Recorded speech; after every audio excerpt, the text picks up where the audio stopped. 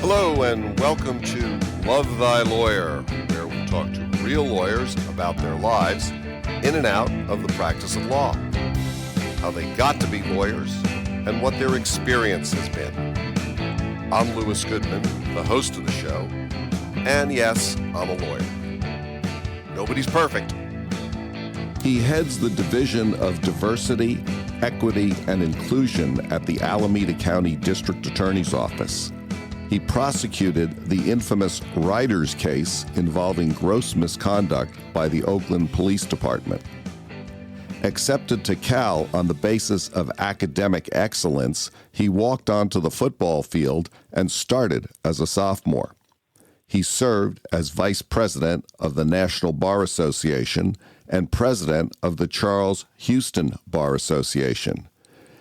He has mentored countless young lawyers, law students, and college athletes. Terry Wiley, welcome to Love Thy Lawyer. Glad to be here, Lou. It's a real honor to have you. Tell me, what exactly is your position these days? Well, so I'm currently officially an assistant to district attorney, so I'm the number 3 ranking district attorney in the Alameda County District Attorney's Office. And my current assignment is I was named the Director of Diversity, Equity, and Inclusion in November of 2020. Where exactly are you physically located? I'm physically located at the main courthouse at the Renee C. Davidson Courthouse by Lake Merritt. On the 9th floor? On the 9th floor. Now, you've been in the district attorney's office for how long? 30 years. Where are you from originally? So I'm from San Jose, California.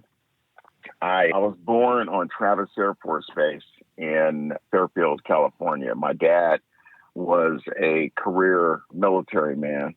So when Eisenhower integrated the Air Force, he immediately transferred from the Army to the Air Force. And so he and our family were stationed at Travis Air Force Base in Fairfield. And me and my brother, my twin brother, was born. And I'm an identical twin. Is your identical twin a lawyer too? No, he's in technology. Where did you go to high school? So I went to high school at Santa Teresa High School in San Jose. A lot of people think you automatically think it's a Catholic school because it's Santa Teresa, but it's a public school in San Jose. It was built on Santa Teresa Boulevard, so Santa Teresa High School, but a public high school in South San Jose. How was your experience in high school? It was interesting, Lou. We were raised, when we first moved to San Jose, we lived in East San Jose, which was predominantly Hispanic and Black. And I think by the time we got into 6th grade, we started noticing just a real lack of challenge academically in school. And so we complained to my mother about the lack of challenge, on pretty much a daily basis. And so my mom moved our family out to South San Jose, which was about 80% white and 20% other, Hispanic, Asian, and Black. And there were very few Blacks in South San Jose. What was that like for you, coming from like a predominantly African-American, Hispanic place and then going to some place that was really predominantly white? Well, it was a couple of adjustments we had to make. One was that we were behind. So it took us about 6 months to catch up with everybody else and where they were academically. And so, and we just found the academics were a lot more challenging and we, it was just a much better education system. And it was also interesting because, we were athletic but we also came from an environment that was very, very competitive, very, we came from a much more challenging environment in terms of, the people that you're growing up around are just a lot tougher. And so when we got to South San Jose, I think the guys in South San Jose learned pretty quick that, you didn't want to mess with the two twins. And so they, we had to make an adjustment, but they also had to make an adjustment. And they were just kind of like, don't mess with those two. But, but once we made the adjustment, it was a great place to grow up. I mean, it was I felt like the public schools in San Jose, at least in South San Jose, were excellent. And teachers that really supported you. And it was just great. I mean, I had a great experience growing up out there. When you graduated from high school, where'd you go to college?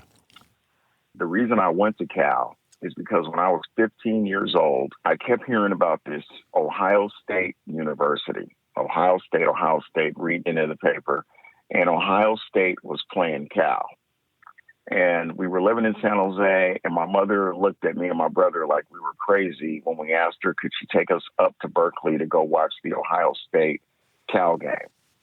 And she's like, no, I'm not driving all the way up to Berkeley. And so I grabbed all the money that I had, and I went and caught a Greyhound bus from San Jose to downtown Oakland. And then I caught AC Transit to Berkeley. And I made my way up to Pill Hill, and I watched the Ohio State Cal game from Pill Hill, and the running back, who was a freshman with Ohio State, was Archie Griffin.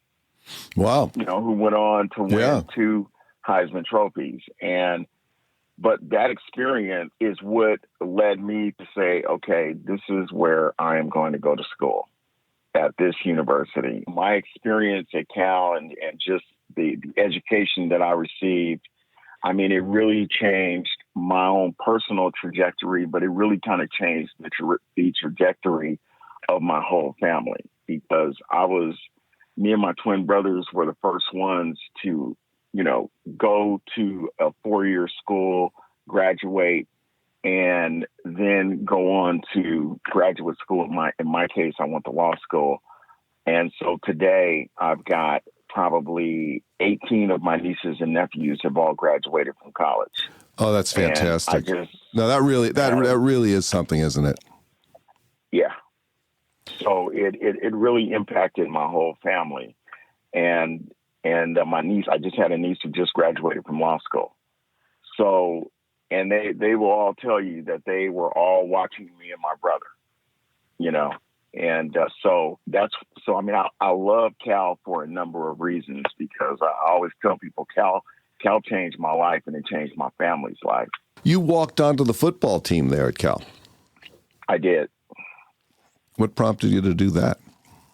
Well, because I mean, I just felt like, had it not been for the knee injury, I would have probably gotten a scholarship. I mean, I ran track at Cal, so I played football and I ran track. And you went to school. And I went to school.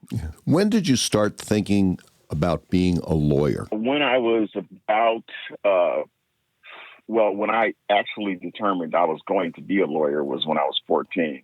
But I started thinking about it when I was about 8 years old. That's when I started thinking about being a lawyer. And then by the time I was 14, I was like, I'm going to be a lawyer. When you graduated from Cal, did you go to law school right away, or did you take a little time off? No, I was attempting to try and have a career in professional football. And then one day my stepfather said, Terry, look, football is one of those sports where, either you make it or you don't. And he said, if you're not making it, then you need to go on to the next thing. And I listened to him. And I was like, okay, this isn't working out. So I want to go to law school. The University of San Diego School of Law offered me a tuition scholarship, a half tuition scholarship. And I had a great experience at the University of San Diego School of Law. It was a great school, great people.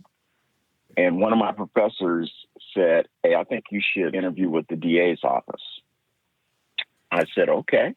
I mean, I didn't know much about the DA's office. I didn't know much about prosecutors, and in where I grew up in my formative years, I didn't know anybody who wanted to be a prosecutor or a police officer. Those were just not the things that people wanted to do. Now you've been, we've said this before, but I mean, you've been in the DA's office for 30 years, and yes. You obviously are someone who has had lots of choices and opportunities. What is it that you really like about being in the DA's office that's kept you there for 30 years? That's a good question, Lou. And I'll tell you what I tell people is I didn't really know what to expect because I did not grow up wanting to be a DA, didn't really know much about even what prosecutors did in their daily jobs. But then once I, became informed of what they do, what I knew was that I did not want to work around people who had what I call a Joe prosecutor mentality. That mentality is simply because someone is arrested or someone is charged with a crime, they must be guilty, they must be a criminal. And to my surprise, I found the exact opposite of that. And it was a great place to work. I mean, and in my class was Kamala Harris was in our class. And, some of the people that were in the class when I was starting, many of us are all still working for district attorney's offices. Well, that brings this up, Terry. Currently you're running for district attorney. You've formally announced your candidacy. When did you start thinking about that as a career move? Man, probably about maybe 5 years ago. I was looking at, Nancy O'Malley's the current district attorney, and I was looking at, the folks who I've been in the office with, and who would be the person that would be the best person to lead the office and kind of take the office beyond where it is today. And what I mean by beyond where it is today, we're always seeking to improve, whether it be a district attorney's office or whatever. You're always seeking to improve that office. And so it really came down to who would be the best person to take the Alameda County District Attorney's Office to the next level. And the more I thought about it, the more it was clear to me that I was that person. I had the experience, and I've been very, very engaged in criminal justice on a number of different levels. I'm an African-American voice, and I'm able to communicate the African-American experience as it relates to criminal justice. So I just think that when you look at my overall experience and what I bring to the table, I think I'm the most qualified person to take over the leadership of the district attorney's office. Well, how's the campaign going? What do you think of campaigning? What do you think about raising money? How's the whole process going? That's just challenging. I mean, that's very challenging. And anyone who's ever run for a countywide office knows. Oh, yes, I know. We talked about this a little earlier. And so, Lou, it's extremely challenging. You're out seeking endorsements and you're seeking support financially, and we anticipate that this race is gonna it's gonna be it's gonna take $1 million to run the race. So you're out there every day. There's not any time that goes by that you're not working on your campaign. Now, I mean, I've had but what happens, Lou? Things happen that really kind of speak to, especially as a prosecutor. There's been a lot of change. And I think since the George Floyd case, there's been a lot of upheaval within the whole criminal justice system. And, but when you run for an office, you really begin to find out what your career has stood for when you start asking people for endorsements. That will tell you it won't tell you everything, but it'll give you an idea of where your career has been as a prosecutor. And, I'm happy to announce that today I received the endorsement of probably the the icon of the civil rights movement today, and Attorney Benjamin Crump, who represented the family of George Floyd. He first kind of came onto the scene representing the family of Trayvon Martin. He also represented the family of Breonna Taylor. And today he endorsed my candidacy for district attorney. Well, congratulations. That brings up kind of an interesting question. There's a lot of talk these days about so-called woke DAs, and I'm wondering what your take on progressive as opposed to more traditional philosophies of criminal enforcement and prosecution are. Well, I think that when you look at where there are systems where progressive prosecutors have come in and they are trying to change the system. Well, when you've been around 30 years, there's a couple of things you learn, is that there are some disparities and inequities that are just kind of baked into the criminal justice system. Okay, I mean, and I'll just use one example is if you're a wealthy person and you lose it one night and you attempt to murder someone, if you've got the money, you can be out of custody the next day if you can make bail, if you can afford to make bail. While on the other hand, you can be caught stealing a package of bologna and get arrested and put into custody, and you can sit and in custody for 60 days because you couldn't make a $500 bail. So there are some inequities that are just kind of baked into the system, and that over time, these disparities have a disparate impact on many communities of color. And this has been going on for decades on a number of different levels. And so I think that the progressive prosecutor has been a response to attempting to make some changes to bring more balance to our system of justice. Do you think that the criminal justice system, and let's just talk specifically about Alameda County, do you think that the system is fair? I don't think any criminal justice system today is completely fair. No, because, and the data shows that it's not fair. In what way? And that if you go to our juvenile hall facility and you see predominantly Black and Hispanic kids, you would think that there are no white kids that commit any burglaries or commit any kind of criminal offense when you see the numbers that we see.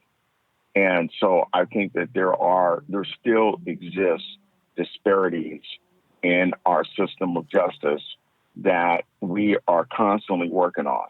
We are constantly trying to find alternatives to incarcerating someone. There's more work to be done. Do you have a 30-second elevator speech? My 30-second elevator speech is that when you look at Terry Wiley, the candidate for district attorney of Alameda County versus my opponents, I think there are two things that separate me from my opponents. And one is experience, and the second is proven leadership. When you look at experience, I've risen from a regular deputy district attorney to the number 3 district attorney in our office.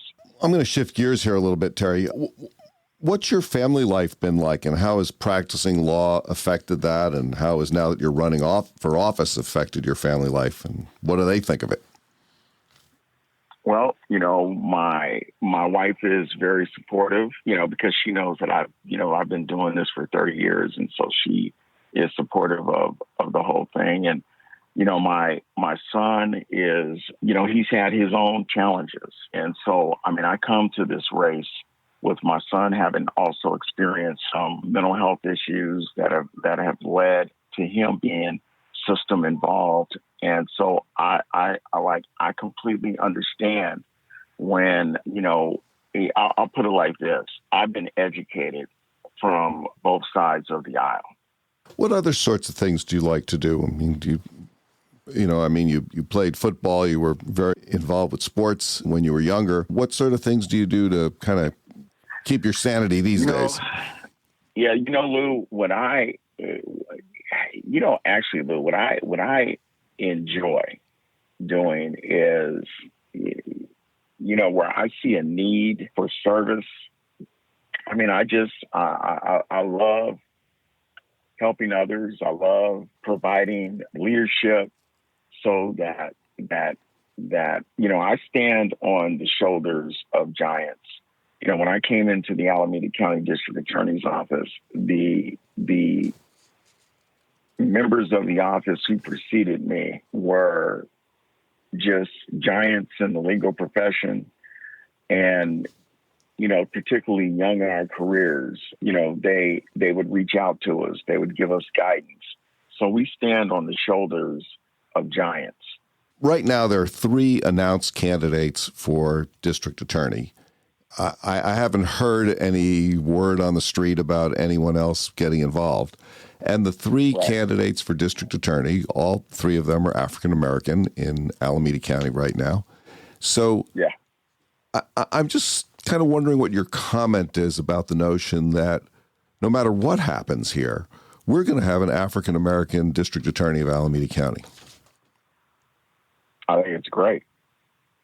And I think it is about time. And, I think that African Americans have made great contributions to Alameda County, and they've always been a very strong presence in Oakland, of course. And I think it is. I think it's great. I mean, I don't know what else to say. I think it's great, and I think it's time. Let's say you and your wife came into some real money, $3 or $4 billion. What, if anything, would you do differently in your life? $3 or $4 billion is a lot of money. I think that I would, make sure that my family is taken care of, but I would also give part of it away for, some philanthropic purpose to help others, because I would think that the good Lord blessed us with such a huge amount of money, not to just spend it on ourselves, but to do good with that. Let's say you had a magic wand. There was one thing in the world you could change, the legal world or otherwise. What would that be? I would wave that wand and get rid of racism. Because I think that some of the result, just historically, has had a tremendous impact on a lot of people, and I think that would be the one thing I'd want to get rid of, and so that everyone is judged by the content of their character, and not by their ethnicity, their sexual orientation, their skin color, and that people are just judged by the content of their character. And if we could live in a world where that existed, it would be a better world. Anything else you want to talk about that we haven't covered? No, well, I'll just say this, that I do think it is significant. And I'm not trying to toot my own horn, but I do think that when you look at the struggles of the criminal justice system that many groups have had, and you've been a career prosecutor kind of in the middle of it. The career prosecutor would probably be the last person you would expect some of the biggest civil rights attorneys in the country to endorse their candidacy. So I do think it is significant that John Burris has endorsed my candidacy, and that Ben Crump has endorsed my candidacy, and that Lanita Baker of the Breonna Taylor case has endorsed my candidacy. And I think it all speaks to the kind of prosecutor that I have been over the course of my career. Terry Wiley, thank you so much for joining me today on Love Thy Lawyer. I really appreciate your very valuable time. Lou, it's a pleasure. And I have always, from the day I met you, as a young lawyer, you've always treated everyone with respect. And so it's a pleasure doing your show. So thank you. That's it for today's episode of Love Thy Lawyer. If you enjoyed listening, please share it with a friend and subscribe to the podcast. If you have comments or suggestions, send me an email. I promise I'll respond. Take a look at our website at lovethylawyer.com, where you can find all of our episodes, transcripts, photographs, and information. Thanks as always to my guests who share their wisdom, and to Joel Katz for music, Brian Matheson for technical support, and Tracy Harvey. I'm Louis Goodman.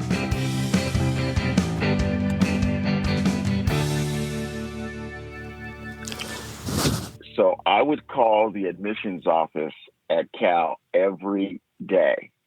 And I'll never forget the day that I got the acceptance. And I heard one of the admissions officers say, "Is that guy from San Jose calling up here again?" And I just tell him he's in. Just tell him he got into the university.